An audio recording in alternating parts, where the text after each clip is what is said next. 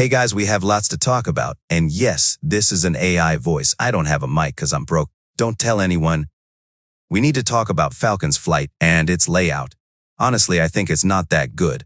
I know that's very controversial, but every enthusiast is, so toughen up. My main issue with this is the drop. I take lots of drops over this one because a ramp, that's like the lamest way to have a 600-foot drop, just gliding down a 20-degree angle. And the launch at the bottom of it. It's like this coaster is cheating the speed records. Nonetheless, I'd still take a 600-foot drop over no 600-foot drop. And I know it sounds like I am hating on this coaster, which is partially true.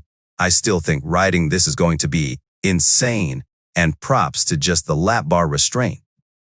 Another issue I have with this ride is the lack of forces.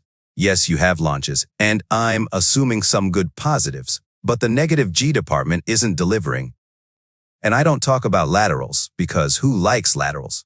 Not me. I do feel like the first part of this ride before the insane climb to the top of the cliff looks to have decent airtime.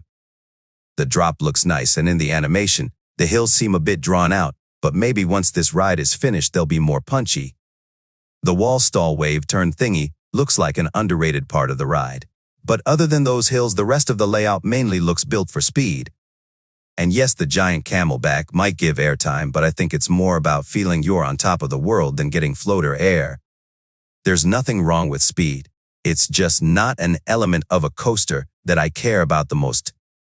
I wish instead of a speed hill, they added like a 0G roll, or just any inversion. The park is obviously not caring about the amount of money they spend, so why can't they just add an inversion? Think about going 100 miles per hour and hitting a Velocicoaster's 0G stall. Another thing I want to talk about is the amount of maintenance this thing is going to be. Imagine how often they're going to have to change the wheels. This ride's going to be like I-305 burning through wheels every day. I wonder how much a maintenance team gets paid to go to the top of the cliff. It's probably like a whole expedition for them just to do routine track checks. Speaking of expeditions, why does this ride have to be in Saudi Arabia? So little US enthusiasts are actually going to make it out to there. Also, wouldn't it be so cool to get an evac on the ride? Imagine stopping right before the drop and needing to be evacuated. That would be terrifying. Anyways, the rest of the coaster is giving Fury 325 vibes with the big swooping turns over the paths. None of these turns look like they're going to crush you with positives. It just looks like a low-to-the-ground layout, focusing on speed. Which seems fun because one of my favorite thing a coaster is park interreactment. Like swooping down over a path so coaster watchers can see you.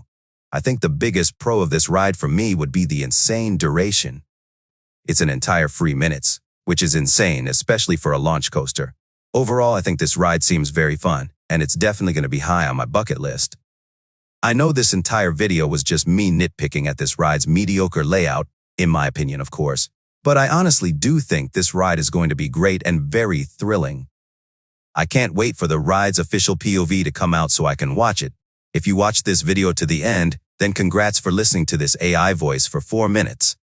If you want to see more of these new coaster layouts analysis videos, then please like and/or comments so I'll know. Thank you for watching, and I'll see you later.